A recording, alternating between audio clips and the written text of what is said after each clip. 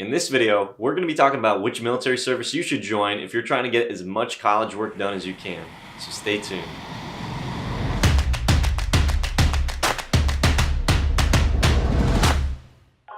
Hey, welcome back, Military Journeymen. If you're new to this channel, my name is Julian Miata. I'm an active duty military member and real estate agent in the DMV. My goal through this channel is to help you along your military journey by giving you the best military tips and money-saving hacks. So subscribe so you can keep up to date. So I had someone send me a message on Instagram asking which military service is best to join if I'm trying to get as much college work done as I can. And the quick answer to them is the Chair Force.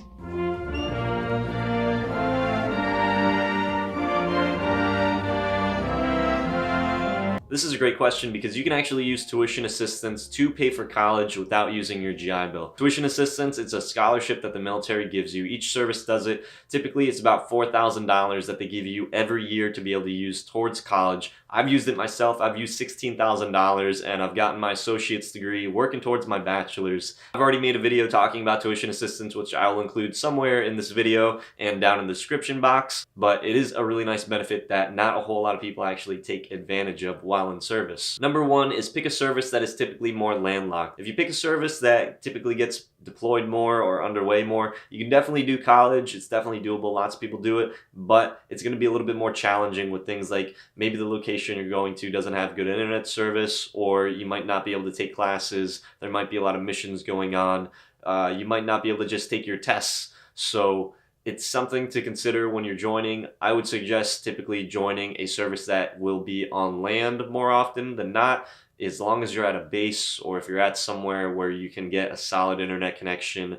Then I would suggest that over a service that maybe will be more geared towards getting underway or getting deployed. Number two is pick an administrative or desk job. If you're trying to take advantage of being behind a computer and having a little bit more time to be able to dedicate towards this work, then picking a job where you're going to be sitting behind a computer rather than maybe as like an infantryman where you're getting deployed and you're going to be in certain combat zones. It's going to be a lot more challenging for you to be able to dedicate that time. But if you're sitting behind a desk, you can have your computer pulled up and you can have your college on there. You can maybe do a little bit of work.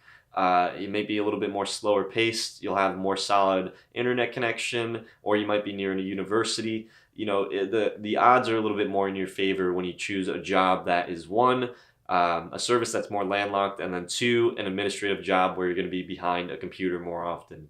Number three is if you're trying to go to a university, research different jobs that are more localized in certain areas. So for example, with the Coast Guard and cybersecurity, we are hubbed in DC. So if you join the Coast Guard and you want to do cybersecurity or you're trying to get to DC, cybersecurity is a really good route because we're more stationed in DC, and I would be able to, let's say, attend Georgetown University because that's right around the corner from me, and it's a landlocked job, so I know that I'm not going to get deployed, and it's more of an administrative job because I'm sitting behind a desk the majority of the time doing cybersecurity type work. Number four is choose a job that has a duty rotation. Things like operations specialist, cybersecurity, a lot of these jobs are on a duty rotation, which means that you stand 8 or 12 hours of watch and then the next person will come on and then the next person, and it's easier to plan your schedule based off of that type of standing duty rotation. What typically happens is that in the mornings it's typically busier, but if you end up standing duty during the middle of the night or during the afternoon,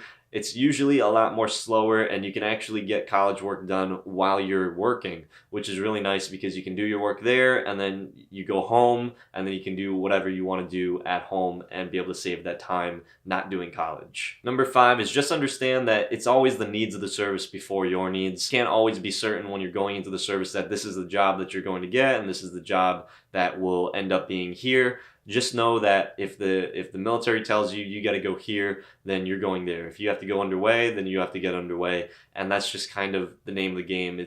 You can try to narrow your search down to try to get to whatever your position or whatever area you're trying to get at, but just know that nothing is for certain, and if you end up somewhere else, you just have to make do with that decision.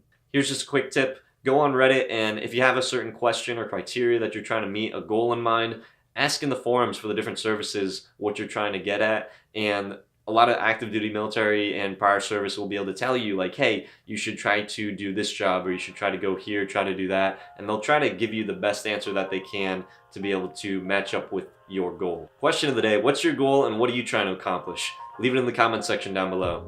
Hope you guys liked this video. If you did, give it a big thumbs up and consider subscribing if you haven't already. If you like me answering your guys' military questions, then check out this playlist right here or keep watching right here. Until next time, peace out.